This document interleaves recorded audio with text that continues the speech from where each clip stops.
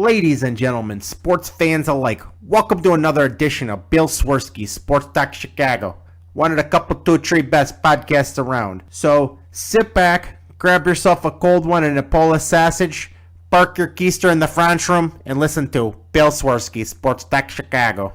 In Chicago, you know that all sports rock. The Bears, Hawks, Bulls, Cubs, and Sox. Pick your favorite, you can choose, as long as the Packers lose. For everything you need to know, it's Bill Swerski, Sports Talk Chicago. Bill Swerski, Sports Talk Chicago. Hey everybody, welcome to another edition of Bill Swerski, Sports Talk Chicago. This is your host, Sean. On this episode, we have Cubs rolling into the playoffs. We have the Bears sinking to the bottom of the division. All of this and more on this episode of Bill Swerski, Sports Talk Chicago. But first, we'd like to thank our sponsor, the Rockford Ice Hogs. If you're not familiar with the Rockford Ice Hogs, they're the AHL minor league affiliate of the Chicago Blackhawks. What does that mean to you? You get to see the stars of tomorrow today at family-friendly, affordable pricing. You can get season tickets or single game tickets starting at just $7 for single game tickets at icehogs.com. Season opener is Saturday, October 22nd against the Milwaukee Admirals at beautiful BMO Harris Bank Center. Only 90 minutes from the city limits and affordable family fun. Head on over to icehogs.com. Tell them Swerski Sports sent you. All right, I know I've promised this for the last couple weeks and I haven't delivered, but I am delivering today. So on this episode, we're going to be talking about the Cubs, starting off with the Cubs, and then we're going to roll on into the Bears. Figured I don't really want to talk about the Bears. The Cubs are doing great, so let's talk about them first. So I'm recording this on Tuesday, the 27th, so it's we are in the last full week of the regular season of Major League Baseball. Sunday is the official last day of the regular season, and the playoffs start Tuesday. Now, Tuesday will be the AL wild card play-in game, and Wednesday will be the NL wild card playoff game or play-in game. So Wednesday when we go to bed, we'll know who the Cubs will be facing on Friday, and hopefully it's going to be two teams that are beating up on each other and wear each other down for the Cubs. And as it stands, right now the Cubs have locked up the best record in the National League. They will have home field advantage throughout the National League side of the playoffs, and you may or may not know is that the home field advantage for the World Series is determined by which league wins the All-Star game. So the American League won the All-Star game this year, so that means whoever the American League representative in the World Series is will be having home field advantage for the World Series. So the Cubs, no matter what they do, and likely they'll finish with the best record in baseball, they just can't finish with home field advantage in the World Series, unfortunately. But they did lock up the best record in National League, so they get to play the wild card winner. They've clinched that. They have 100 wins on the season so far as of now, and it looks like they're going to win tonight and get win number 101, which means that they would have the better record than anybody did last year, which is a really good feat. And the National League playoffs are pretty much almost fully in picture. The Washington Nationals, they've won the East. Cubs have won the Central. Dodgers have won the West. Those are locked away. We're down to the wild card. So it's who's going to play this wild card, and that is such a tight race still. There's still several games left of the season, and the Mets, the Giants, and St. Louis are all separated by a game. So Mets, game and a half. The Mets and are the first wild card team. Man, I'm out of it today. The Mets are the first wild card team right now, and they're half a game up on San Francisco, who's one game up on St. Louis. So it's really coming down to the wire. And honestly, best case scenario is a three-way tie. A three-way tie, you're going to have a play-in game to get to the play-in game, and you're going to knock out the top two pitchers from whoever wins. So you're going to be right off the bat in game one of your game. You're going to face their number 3 starter with your number 1, and that's a really great position to be in, because they're going to have to go. You could probably go 1, 2, 3 starter and possibly 4 starter and win the series. They're going to have to go 3, 4, 5 before they get to their 1, unless somebody's going on short rest. So this would be an ideal scenario for the Cubs. A team with no days off, I have to play on the Monday, then play another, do or die game on Monday, do or die game on Tuesday, before they get a day off and then face the Cubs. That's a great scenario for the Cubs. Where are they at now? I mean, I don't want to go through all of their games since we've, the 2-week hiatus that we haven't talked about the Cubs. But we will just kind of talk about where they're at. I mean, this team is firing on all cylinders. Kyle Hendricks last night had another absolute gem, pitched 6 innings of no-run baseball, lowered his ERA to under 2. Really, really cemented that he is a worthy candidate of the Cy Young Award. Will he win the Cy Young? No, there's a lot of good competition, and if he doesn't win it, I'm not upset. There's Max Scherzer has the most wins against replacement, so based on metrics, he's the most valuable pitcher and the most valuable player in this league. John Lester has more strikeouts. He's got the second best ERA. He's got more wins. He's a bigger name, so you can see that. Madison Bumgarner, he's got so much cachet with his name. Fernandez, unfortunately, passed away, so there's talks that posthumously he could win this award with the sentimental vote, with all things considered, pushing him over the edge.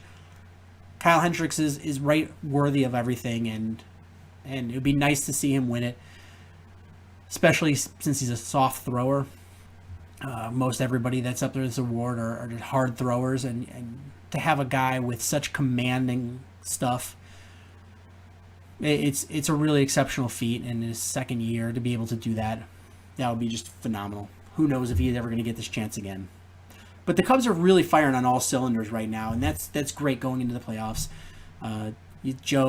Joe Maddon's got this team loose. He's got them joking around. They're playing great. They're playing loose. His motto's been he wants them to play the same in April as they do in July, as they do in October, and that's really what this team is doing. They don't play with. I'm trying to think of the right word I want to say is they don't play with a lot of pressure on their back. They really just go in there loosey-goosey and, hey, we're here to play this game, have fun. We know we're talented. We're just going to do what we do. And that's how they approach this. And Joe Maddon's has been the absolute perfect coach. The camaraderie among this team, it's just been absolutely phenomenal. And then you get, because they've got everything sewn up so early, is you're able to do fun things like Ben Zobrist riding his bike to the game in full uniform, or Jed and Theo sitting in the bleachers in the outfield in disguise. And then you got, Stephen Colbert went to the game dressed as a hot dog vendor. It's a lot of these fun things you can do that, this team is already, ready in playoff mode, and the pressure's off of them right now. Most teams, when they've got this great record and they're coasting into the playoffs, that the pressure's on. What if they have this great record and they don't win the division series, or they don't win the championship series, and they don't win the World Series? It's a lot of pressure buildup, and this Cubs team just doesn't have that. And sort of reflecting on last year, as they came in, I would say with a little bit of pressure, just not pressure, but unpreparedness, I guess if that's a word. They just weren't seem fully mentally prepared to play in the playoffs, and they did great. They won that high pressure wild card playing game. They went to St. Louis and knocked out St. Louis, but then they got steamrolled by the Mets. And I just think that this team was not the same team that they are this year. And looking at the record-wise, they're not much different. Is right now as it stands, the Cubs have, let's see, they got 6 games left, and they're at 100 wins. Last year they were at 97 wins. So you figure if they win half these games, they win 103. So they're 6 games better than they were last year. That's less than 5% difference as far as number of games go. That's not terribly much more impressive than they were last year. Last year they were a really good team as well. It's that they had holes in the team, and they hit full stride a little bit early before the playoffs started. They beat a really good St. Louis team, and then got beat by a really good Mets team. This year, Jen and Theo have done a really good job of patching any holes that they had last year and making this a really well-rounded team. Defensively, statistically, they're on pace to be the best defensive team in baseball history. Offensively, they've got up and down the lineup guys that can put it out of the park. They up and down the lineup, they have guys that regularly work the count and aren't huge strikeouts guys. I mean, you've got a lot of strikeouts on this team because it comes with power, but this is a high on-base percentage team. These guys draw walks. You've got lefties and righties. You've got a bench with lefties and righties. You've got good bats coming off the bench. You have got arguably the best starting rotation in all of baseball. You've got last year's Cy Young Award winner, and then you've probably got 2 of the 4 finalists for the Cy Young this year, and here's your top 3.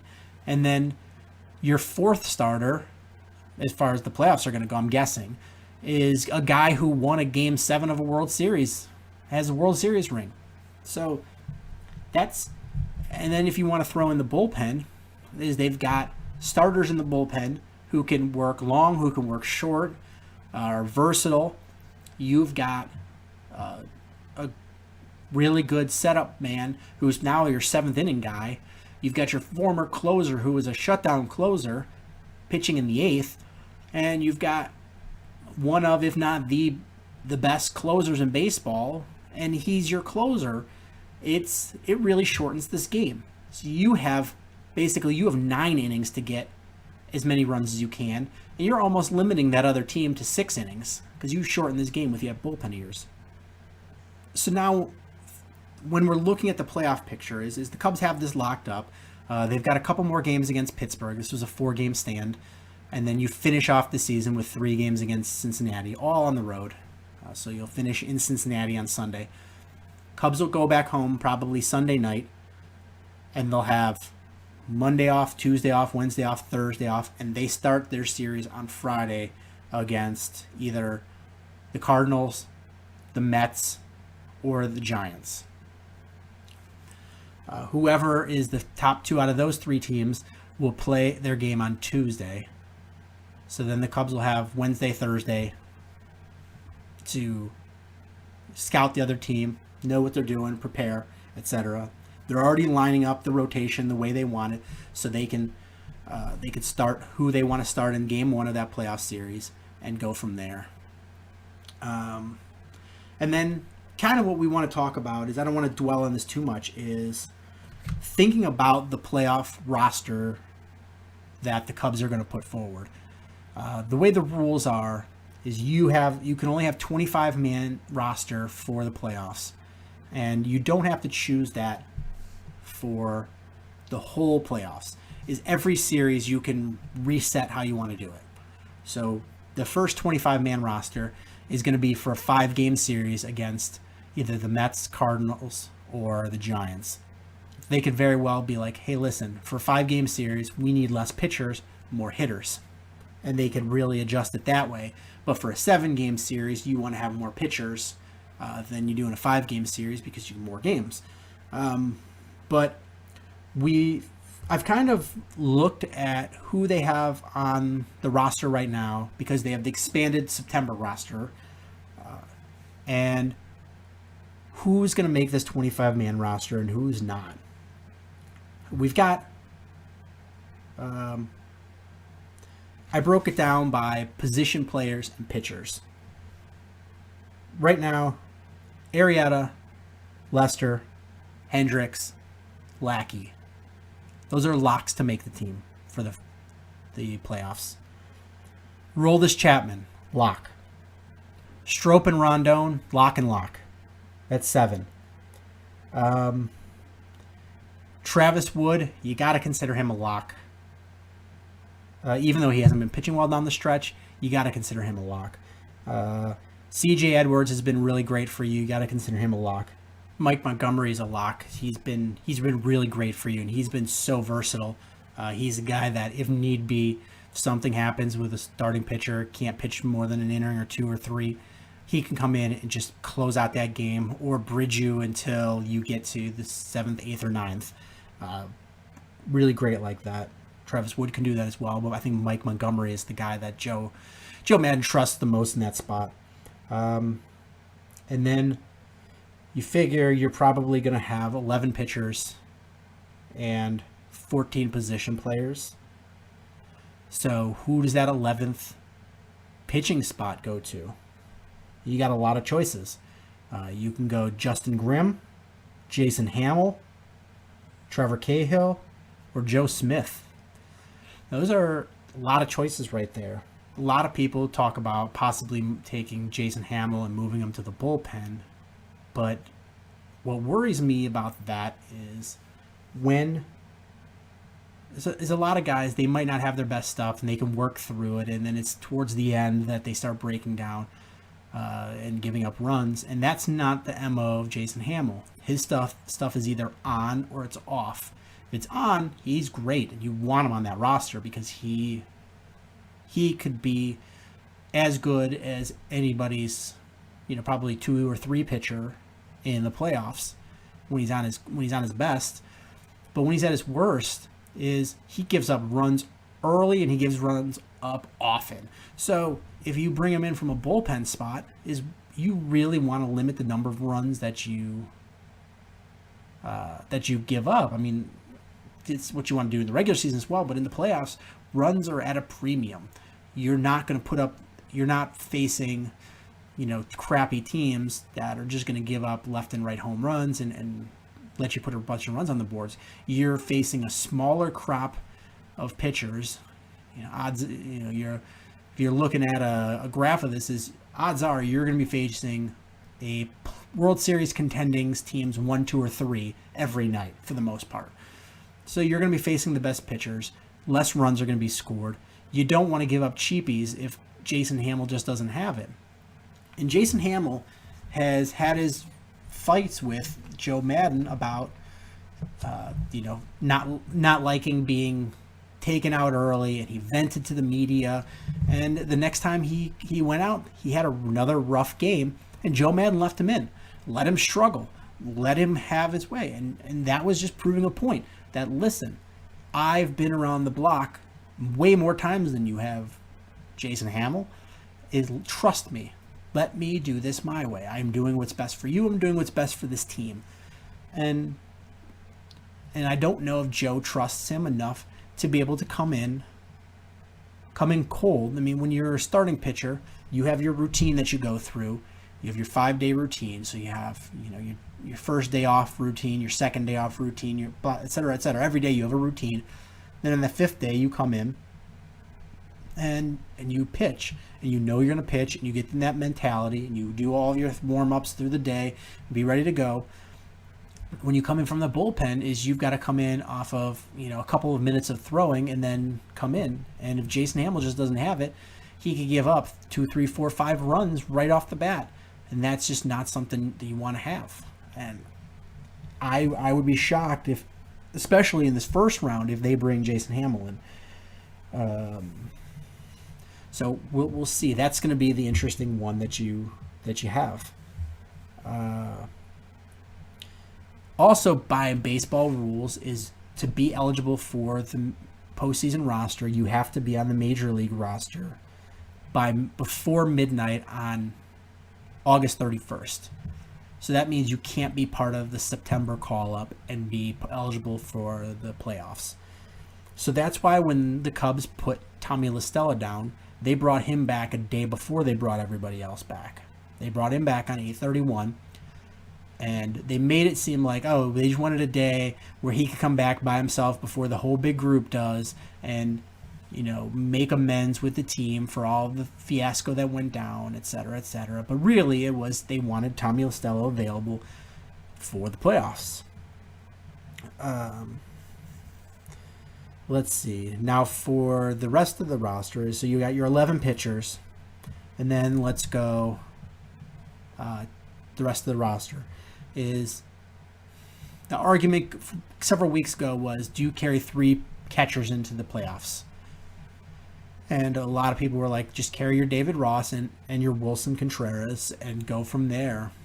And then there's some rumblings that Jake Arrieta really likes pitching to Miguel Montero, and that was going to cause problems. But at the time, you had Miguel Montero was coming back from an injury. He wasn't hitting for anything, and now he's starting to really, swing the bat well and really look like the old Miguel Montero from last year.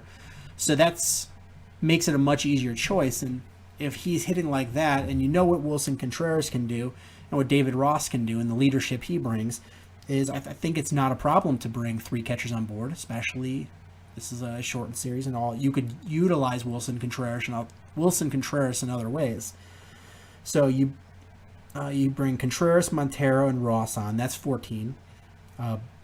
Bryant, Rizzo, Russell, Zobrist, and Baez. Those are musts. That gives you to 19. And then Fowler, Hayward, that's 21. So you got 4 guys left, and that leaves you with La Stella, Soler, and Caesar. That gives you to 24, and you've got 1 spot left, and that's either going to be a Chris Coghlan or an Albert Almora Jr. And then that comes down to, do you want the bat or do you want the glove? And honestly, that's what it is. The beauty of having Coghlan on the roster is, and this is the whole reason, sorry I'm jumping around a little bit. I'm tired. I've got a cranky toddler that I've been spending a long time trying to put to bed. Finally got her down. Still a little frazzled. So Tommy La Stella was sent down earlier in the summer because they had a roster situation, people coming healthy, and they had to put somebody down in the minors. And Chris Coghlan didn't have any options left. So if they were going to bring him down to Iowa, they were going to have to put him on waivers and he potentially lose him. And La Stella still had options available, so he could go down without anybody stealing him.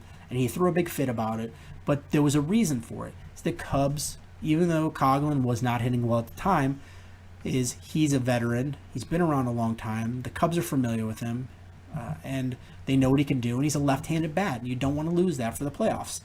So this is the whole reason. If you look at current standings for the Cubs, the last 30 days, so last month or so, and Chris Coghlan is batting over 300, and his on-base percentage is over 400. So he's really starting to swing the bat well, and having that left-handed bat in your lineup or on your bench is really productive. But on the other hand, Albert Almora, so Jason Hayward is arguably the best right fielder in baseball, and potentially Albert Almora is right up there with him in his ability to play defense. He's phenomenal. And you put him out there, if you move Fowler to left, and you move, if you have Almora on your team, and you put him in center late in the game, so if you have a lead, that suddenly makes that defense just incredible. And you're going to have a hard time scoring runs on them with this pitching staff, with the ability of this infield to play, and with that outfield configuration. So there's a lot of things to consider for Joe Madden. And those are some of them. And the beauty of this team is there's a lot of great defensive players that can still swing the bat. Javi Baez is a phenomenal defensive player. And sure, he makes some errors, but he makes so many phenomenal plays that you chalk it up with, I would take the 10, eye-popping plays and let that make up for the 1 or 2 errors. So Baez is a great defender. Rizzo is a great defender. Russell's a great defender. You have a lot of great defensive baseball players on this team. So that really makes it much easier. So we shall see. As of right now, is the Cubs, all they're doing is resting guys, giving guys days off, but still keeping them in fresh. So, day off here, go back to play. Day off there, go back and play. Just so everyone is not fatigued, but they're still in baseball mode come playoff time. And they're aligning their postseason pitching rotation so it can be the exact way they want. And if you have to ask me, is the first 2 games of that series are going to be in Chicago. And Jake Arrieta he could pitch at home or on the road. Any of them can, but John Lester and Kyle Hendricks, their stats in Wrigley Field are just absolutely mind-boggling this season. So if I was the Cubs, I would pitch Lester first because he's had that big game experience. Let him take the first game of the playoffs, so the pressure's on him and he can handle it. He's a big game type pitcher. Let him take game 1. Let Kyle Hendricks pitch game 2 so he can pitch in Wrigley Field with less pressure and less lights on him. And then let Jake Arrieta go on the road and pitch game 3. Hopefully bring it home in 1, 2, 3 and like that. That would be beautiful because then you can set that rotation up again for the league series, the league championship series. You'd have time to set your rotation up that way. Yeah, so if you're the Cubs and you can somehow manage to get those first 3 and win that best of 5 series in 3 games with you'd be playing Friday, October 7th, Saturday, October 8th. That'd be Friday, October 7th with Lester, Saturday, October 8th with Hendricks, and then Monday, October 10th with Jake Arrieta, and that would be on the road. So you would be off then. If you're able to do that, you'd be off until the first game of the National League Championship Series is Saturday, October 15th. So you'd have Tuesday, Wednesday, Thursday, Friday off. So you'd be able to start right back up with your 1, 2, 3 rotation right off the bat.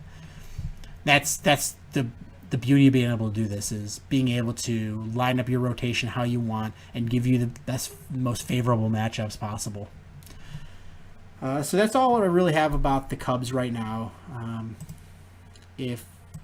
have more about the playoffs come next week when we know who's playing for the the wild card spot, and going from there. But I want to move over and talk about our Chicago Bears, and I have a lot of thoughts and a lot of things I want to say about. I really wasn't expecting a win in this game, but I expected them to be a lot more competitive. Dak Prescott is playing well, but he's a rookie, and he's a less polished rookie than Carson Wentz is. Carson Wentz is he's a pure passer, and he's a great passer, and he's really sharp with it. Dak Prescott is a much more mobile quarterback that uses his ability to move his feet to put himself in a position to make throws. So he is a good pocket passer, but he's not the same caliber as a Carson Wentz, and he had a lot more question marks coming into the NFL than Carson Wentz did. And they didn't fare too well against Carson Wentz, and I'd hope that they'd learn from those mistakes, come in and play much better against Dak Prescott. That's just not what happened. Is they got behind really early. They got behind by a lot of points. The Bears just absolutely looked miserable on offense starting the game, put themselves in a big hole. Offense couldn't stay on the field, and it was just spiraled out of control from there. Because really what happens is when the Bears can't muster any offense and go a quick 3 and out, especially if they're passing a lot, is you stop the clock, so there's no time off the clock. They don't move the ball to gain the field position battle. They punt the ball, and then the defense goes right back on the field. This defense is banged up, number one. This defense is missing a lot of talent due to injury and just not having a lot of depth due to the rebuilding process and a lot of inexperience. So you have them this team is built to either get sacks or bend but not break. So you have this defense, and they give up some yards and let the other team move, gain field position, either score or they punt the ball and pin the Bears back. The Bears offense comes back on the field, pinned back further than they were before. They go 3 and out, maybe if they're lucky get 1 first down, and then punt the ball again, and the defense goes right back on the field, and they don't have time to rest. And an unfresh defense is a bad defense. Tired defense is a bad defense. And that's just been a bad cycle that the Bears have gotten into. And then, to further complicate that cycle is when the Bears go down by some points, they start getting pass happy and they give up on the run. When you give up on the run, this offensive line is inexperienced together and they haven't gelled, and they, like on the outside of the tackles, they're weak.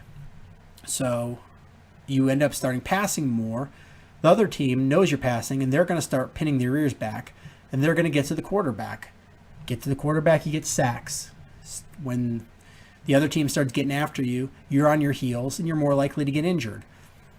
When you know you're getting pressure on the quarterback, then the defensive backs start taking more opportunities. They play tighter defense, knowing that they only have to hold that coverage for 3 seconds rather than 5 to 7 seconds.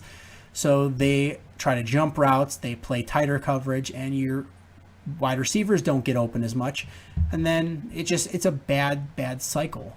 And then your offense sputters more, you get frustrated. The defense gets frustrated at you because they're tired and they want you to move the ball and give them some rest. So it's just a really bad cycle. And the more the Bears fall behind, the more they start passing, the worse the offense gets. Then the more tired the defense gets. And it continues on. So let's talk a little bit more specifics about this. And I guess we'll start by breaking down the defense a little bit. First, Nick Kwiatkowski, who was the Bears' 4th round pick this year, got the start in place of injured Danny Trevathan. We thought maybe it was going to be Jonathan Anderson, but apparently not, because he didn't get the start, and B, he got cut today. So no more Jonathan Anderson. I don't know if he'll go to end up getting to the practice squad or if the Bears just done with him. But Kwiatkowski got the start, and right off the bat is Dallas.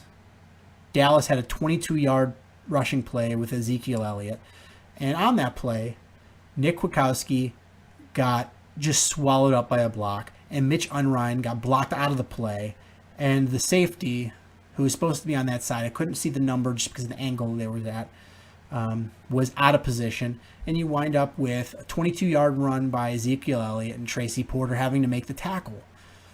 And that's just really frustrating. Is the play call was fine. It was your inside linebacker didn't fill in, and your defensive tackle / defensive end got blocked out of the way, and there was no safety there to come down and make the hit. So you end up with a huge running play by Dallas. Jacoby Glenn missed some tackles on Des Bryant. Just didn't look that great in coverage against him. Harold Jones-Quartey had actually stepped up and started to play a little bit better. He made some really nice hits. There was a play that he had a nice read on, were on an end around and came down and read it. But then he got knocked out with a concussion. So you finally saw one of the safeties step up and start to make plays, and it wasn't Adrian Amos. You had two inexperienced players come and make starts, and that's Cravion LeBlanc and Nick Kwiatkowski with their starts. And Adrian Amos is I know I'll have people complain to me and say, like, well, how can you say he didn't do anything when he had that great hit on Cole Beasley to knock him out of the game for a few plays. Yeah, that was a really nice hit early in the game. As he just smashed Beasley and laid him out and probably knocked the wind out of him. I thought at first it looked like a rib injury. I have a friend that's a Cowboys fan that was texting me the whole game, but thought it was a rib injury as well. But it probably was just the wind knocked out of him. But Adrian Amos made that nice hit. But what did he do after that? He didn't do a lot. He's not there breaking up plays. He's not there stripping balls. He's not there making receivers fear. He's not there over the top to help with coverage. He's not there intercepting the ball, being a ball hawk. What is he doing? He's just sort of there. He's just a guy. And that's frustrating. Let's see. Later in the game, my case in point is Adrian Amos came down to the coverage to try to cover Beasley, the guy who he laid out earlier, and Jason Witten, in all of his years of experience, laid a pick. Was it illegal? Probably by the letter of the rules, yes, but Jason Witten does those picks so smoothly, he runs his route perfectly, so he never breaks stride to set interference to you, and that's not going to get called, because you can't call a flag on a guy who's running his route, even though he's totally running a pick. And Adrian Amos didn't read the pick or see it or whatever, and he was late coming around over the top, and Beasley got the ball and got the first down. It was just a beautifully drawn up play that an inexperienced defensive back didn't read. Let's see. I'm trying to look at some of the notes I wrote and try to put them in context. Let's see. The defensive linemen, looking at them, they're not getting to the quarterback. They're not getting the pressure that they were billed to be able to get. And part of that is injuries. Pernell McPhee is injured. Lamar Houston is injured. Eddie Goldman is injured. You've got a lot of injuries on that defensive front that's making it really hard for you as the Chicago Bears defense to get pressure. And they were already struggling when most of these guys were healthy. But a big part of the problem, too, is they're allowing clean passing lanes. Watching in and game out, they're not getting their hands up to either bat balls down or close passing lanes or make difficult visibility for a quarterback, especially quarterbacks that aren't that tall. Dak Prescott. So they need to start doing that, and that's something that's in the coaching. Is if you're watching the game film and you're Vic Fangio and you see that your defensive players aren't putting their hands up, then you need to call them on that. You need to make sure they're doing that, because that's an easy way. Even if you're not getting the pressure, is put your hands up and try to bat that ball down. Let's see. Missed tackles. You had one with Christian Jones. He missed a tackle for loss on Dak Prescott that would have been considered a sack. Instead, he missed the tackle, and Dak Prescott goes on for a 17-yard run. Gets a first down, continues the drive. Leonard Floyd. The reason they got him was because he was supposed to be a dynamic pass rusher. And what do they have him do? They have him continuously dropping back in coverage. Watch the plays. Leonard Floyd is dropping back in coverage a lot, and teams know that that's what he's doing. They can scheme for it. They don't have to worry about him coming and pinning his ears back and rushing like he's supposed to do. is they have him covering guys. And he looked awful in coverage against Jason Witten. And he's bigger and faster than Jason Witten. But Jason Witten is a polished NFL veteran. That's a very good Hall of Fame caliber guy. And he just out-finessed Leonard Floyd, made him look silly. The Bears just can't get to the quarterback with standard pressure, so they end up sending corner blitzes and linebacker blitzes, and they're still not getting sacks. And that's when you're sending blitzes and you're sending extra guys in to get to the quarterback, and you're still not getting to the quarterback, that really puts your defensive backs at a disadvantage, and you're able to get big chunks of yards right off the bat. And that's what happened. And what really hurt this Bears defense is the ability for the Dallas Cowboys to just continuously run the ball effectively on the Bears. It's not like a lot of times when you look at running backs averages, there's a lot of short gain, no gain, loss, big run, and they sort of average out to what they have for the season. It's not like, oh, they are 5 yard per carry guy and they get 5 yards here, 5 yards here, 5 yards here. It's usually not how that works. But if you watch this game, is Ezekiel Elliott and Alfred Morris, they continuously ran for big positive yards every time. There was very few, if any, tackles for loss, and most of the time those guys got 2-3 yards at the bare minimum. And part of that is Dallas is a really good offensive line. Even though they have some injuries on that offensive line, they're a very good offensive line. And the Bears really missed having Eddie Goldman. Eddie Goldman is a very good defensive lineman, and he sets the tone for that run defense. And with him not there, the Bears felt it, and Dallas was able to exploit it.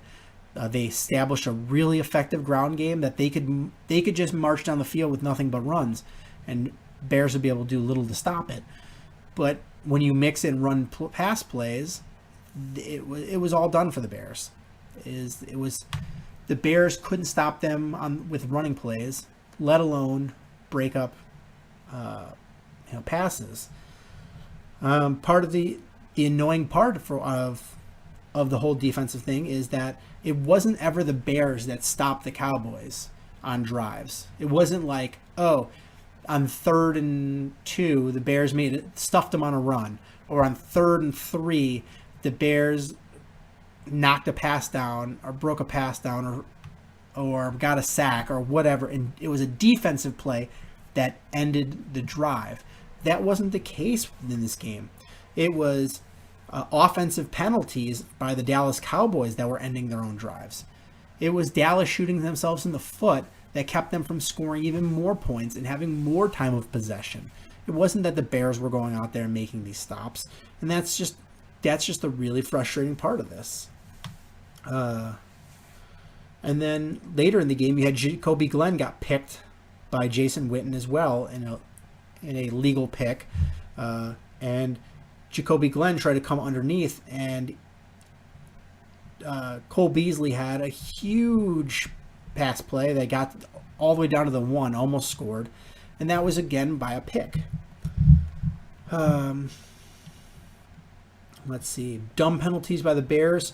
Willie Young got frustrated and got a dumb roughing the passer call. And Ezekiel Elliott averaged 5 yards per carry rushing that game and had 140 yards on the ground. That's just not good defense. It's unacceptable. Offensively, they were probably worse.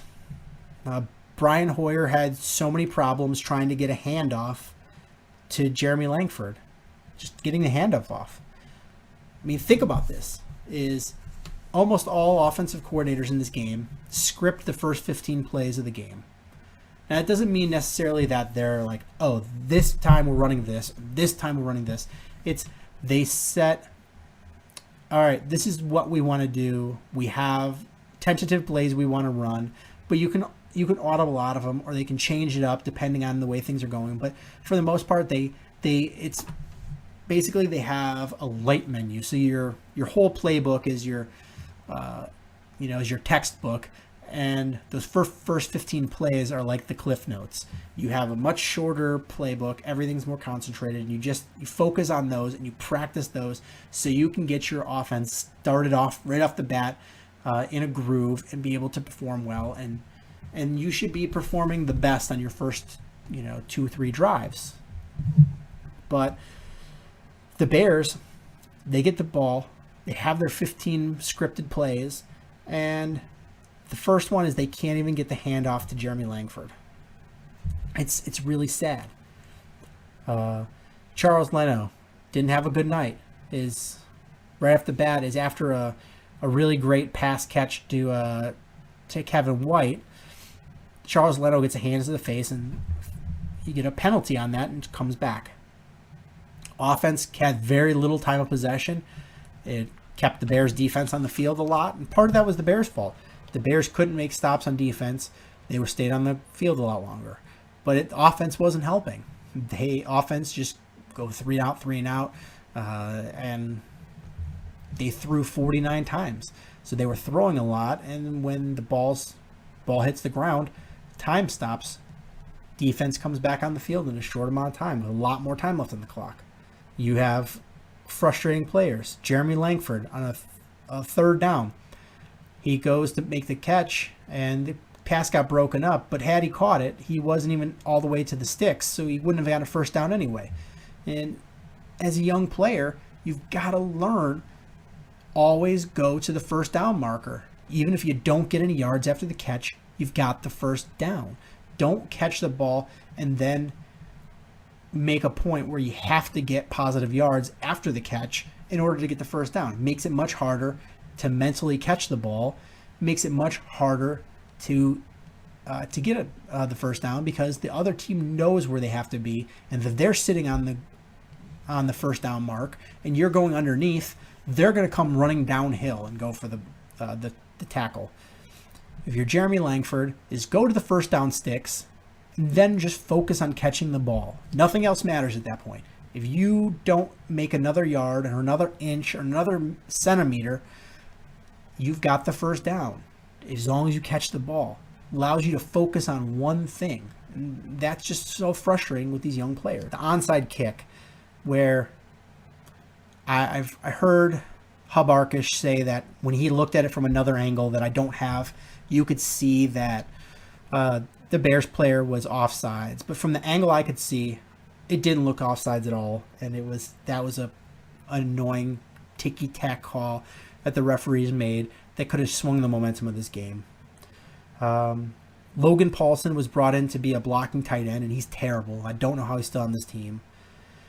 Kevin White looked really good running his routes and made some spectacular plays, but he drops too many passes.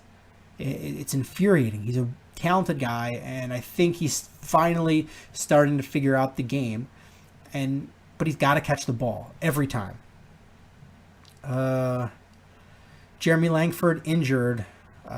They thought it was an Achilles injury, but it ends up being an ankle sprain, and he's going to be out 4 weeks. And that's going to usher in the Jordan Howard era, because you've got Kadeem Carey who's been injured, and now you've got Jeremy Langford who's injured. So that's going to usher in Jordan Howard, which a lot of people, including myself, predicted by the end of the year was going to happen. And Jordan Howard, by far and away, looked like the best running back. You saw it on that 37-yard run he had. He looked powerful. He looked fast. He looked hard to bring down. That's the guy that the Bears needed. And that's what they have. I think that's all I really want to talk about from this game. I kind of want to talk about a few overarching things, more universal things to the Bears in general, not necessarily specific to this Cowboys game. I hear so many people saying the Bears suck, they should cut Cutler. And when you ask, well, who should play quarterback? Well, anybody. Well, they put somebody in who's better than anybody, somebody that actually has a winning record as a starting quarterback in this league and has been a starting quarterback for a playoff team, in Brian Hoyer. And they brought him in to play, and he didn't play that well. Sure, at the fourth quarter, he started to figure it out a little more, and hopefully that just continues on to next week. But he didn't look very good, and sometimes he looked absolutely dreadful. So it's frustrating when people just want to blame everything on Jay Cutler. And Jay Cutler didn't play in this game, and they looked absolutely miserable. So how do you blame Jay Cutler continuously? This team is a difficult team to discuss because they have so many holes and so many weaknesses, and they're so deficient at overarching talent on this team. They might have some talent in spots, but they don't have talent at depth. They don't have talent at the right positions. And that's where they're at. And doesn't matter how good Jay Cutler is, the wide receivers aren't. Alshon Jeffrey is very good, but when teams scheme to take away Alshon Jeffrey and make you beat him with somebody else, they don't have anybody else to beat him. Kevin White needs to step up. Eddie Royal needs to step up. Sorry, I was thinking back to old Denver days. Eddie Royal needs to step up. You need your offensive line to step up. You need your running backs to step up, and this is a team effort. You can't just pin this on the quarterback. And speaking of, while we're on the quarterback, is this Bears franchise, no matter how they try to spin it, how they try to deny it, this is a team that's in a rebuilding mode.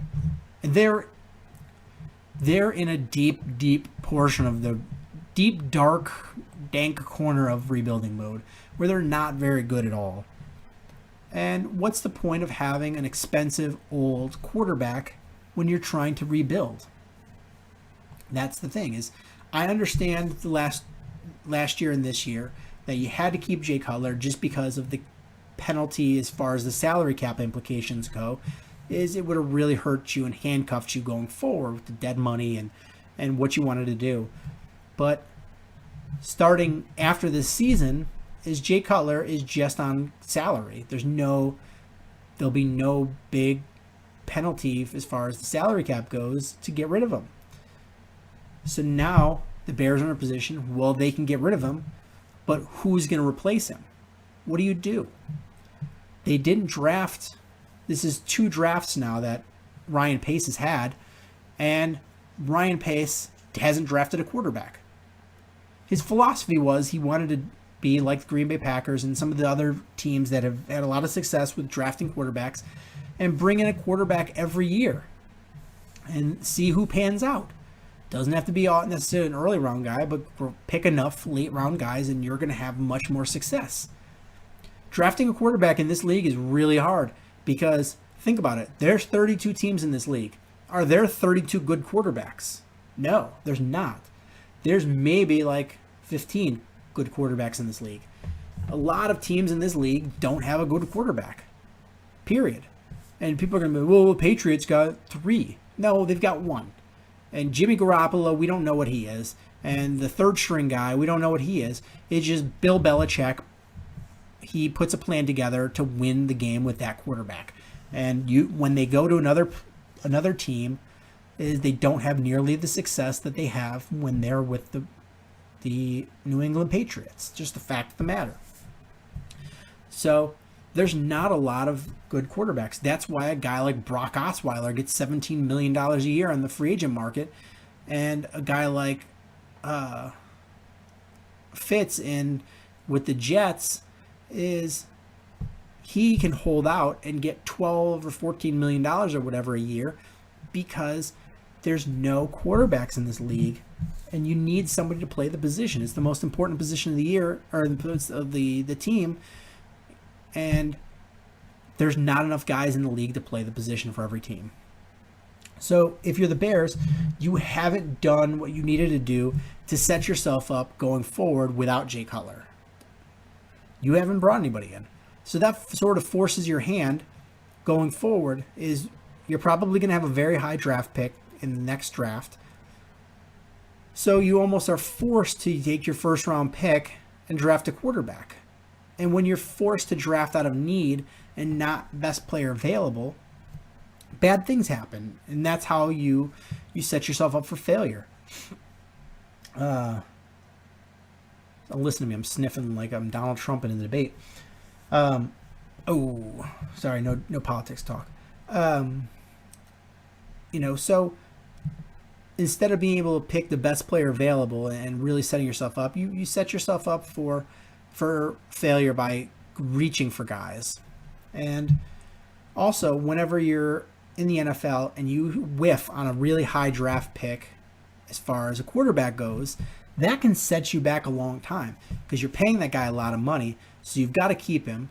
And to go out and sign another quarterback, if you can find one, then you've got to pay him too. So you're paying two high money guys at one position, and it takes away a first round draft choice, and that really just sets your organization back.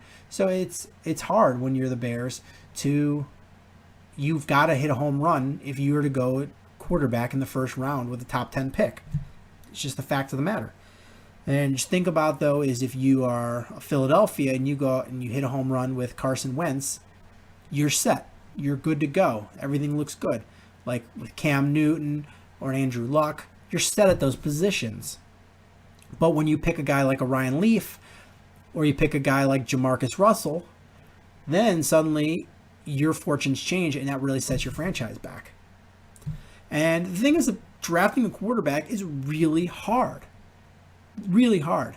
These people, they do this for a living. They scout players, and it's so hard to project a college quarterback into the NFL. And a lot of armchair guys will make it seem really easy. And I do this amateur watching a lot of game film, and there's some positions where I'm very comfortable with projecting guys and how they're going to do, running back being one of them. I'm very comfortable, and I feel I'm very confident, and I would pit how I project guys with some of the best of them. But when I watch quarterbacks, sometimes it's just you have a feeling. You watch a guy that you're like, this guy is phenomenal in college, and not going to knock what he's doing in college. What he's doing in college is great. I don't care what he did in college. What he did in college doesn't matter at all. It really doesn't. It's how his skills and abilities and temperament, etc., and work ethic, how they project to the NFL. If you're a guy and you Tom Brady and you weren't even the starter the whole time while you were at Michigan, and you end up being in the 6th round of the draft, his skills projected well into the NFL, but there was a lot of question marks about him. Dak Prescott, he's doing really well. People are like, why didn't they draft him earlier? Because clearly 32 teams passed on him 3 full times, and then another half of the league passed on him a 4th time. It's because he had question marks. I talked about him a lot in the draft, and there's a lot of analysts that had him as their dark horse guy. But every year they have a dark horse favorite that they think can be good, and usually is not. I didn't really like Dak Prescott.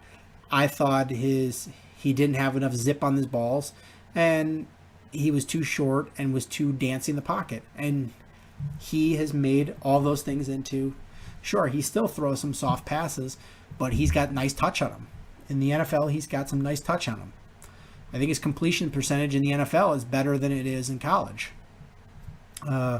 You look at a guy like Jamarcus Russell, he was going to be a world beater. Everybody talked, he was going to be great, number 1 quarterback. Boom, he stunk.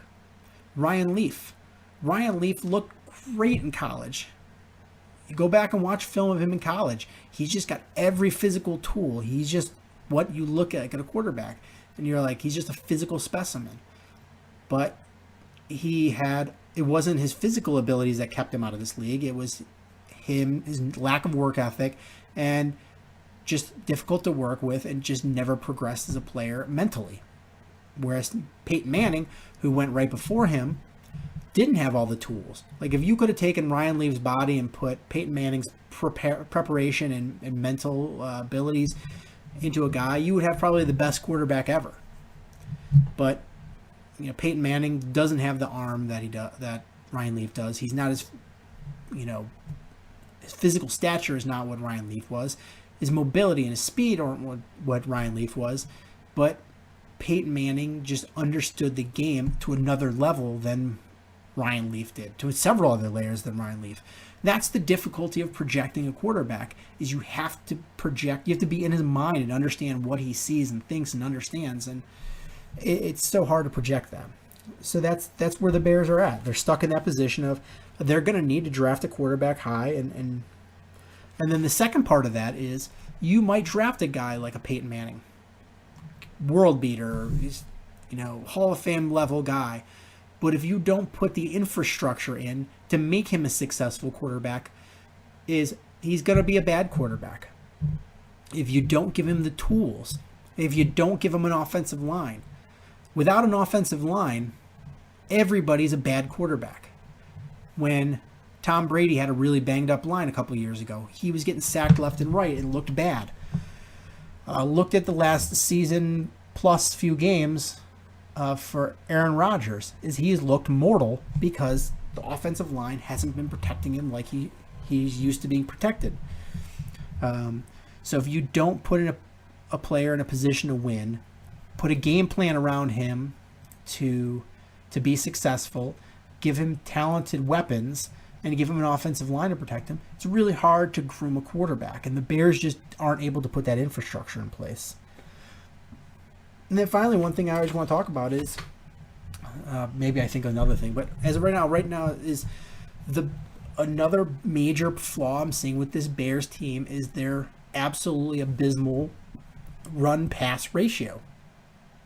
You can't be passing that many times and not, if you're New England or you're, the Rams from the Greatest Show on Turf or the Saints from a couple of years ago, those teams could go ahead and pass a lot, or a Peyton Manning team, those teams could pass a lot and win and be successful. But most teams win by a good balance of run-pass defense. And there's a couple of reasons for that. First of all, offensive linemen, they want to set the tone of the game, and the way they do that is by run blocking. Instead of being out when they pass block, watch, they backpedal and they retreat, and they have a big guy that's running at them that's powerful, and they don't know, are they going to bowl me over where I have to brace myself more and stop them physically? Or are they going to use the speed and go around me, in which case I want to keep nimble and move? Are they going to do a spin move and go on the inside? Are they going to do a stunt where they're going to come down and the guy next to them is going to come down and they're going to go around and I've got to do a switch? You don't know what they're doing. You have no idea. So you're reacting and you're letting them be the aggressor, and you're on the defense. But if you're the offensive line and you're running the ball, you know exactly where that play is supposed to go. The other team has no idea. You get to fire out and hit them in the mouth. You're the Kyle Long. You get to fire off first and smash that defensive tackle right in the face and knock him down and be the aggressor and set the tone for your offense. That's part of it. The other part is when you're passing the ball a lot, the other team's just going to be, they're going to be much more aggressive as far as getting to the quarterback. And they're going to apply more pressure. You're going to get your offensive line more tired, and you're going to get your quarterback more beat up. Those are the things you don't want. You really don't want those things. So you want to be able to mix it up. Keep the defense honest. Is if they think you might run and you're actually being successful with the run, those safeties aren't going to cheat up. Those linebackers aren't going to cheat up. Is everybody's going to be more honest. It's going to open up your plays. They're going to, it's going to make you more successful. And if you're not able to run the ball, at least you're still going to keep them honest. And you can do other things like short passing game or end arounds, other things to where you're still gaining the same dominance by your offensive line, and it still works a run game, and still opens you up for the pass game. So that's something the Bears need to work on. And I know the Bears are 0-3 and they've looked bad going forward. This is not all doom and gloom. This was something where we expected at least one win, possibly two going into this point. But think about it is they're playing the Lions at home this week. They've got 49ers coming up. They've got the Jacksonville Jaguars coming up. There's winnable games coming up. The Bears just need to keep improving. And I know it's really hard to keep improving when you've got a lot of youth / inexperience and you've got a lot of injuries.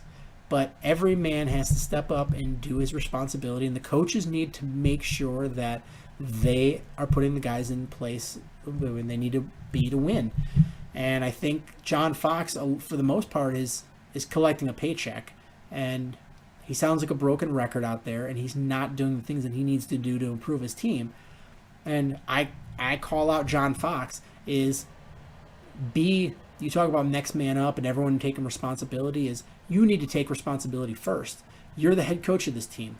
Get this team prepared. Is no matter who gets injured. The Patriots start the season without Tom Brady. Do you think that Bill Belichick went, well, we don't have Tom Brady for 4 games.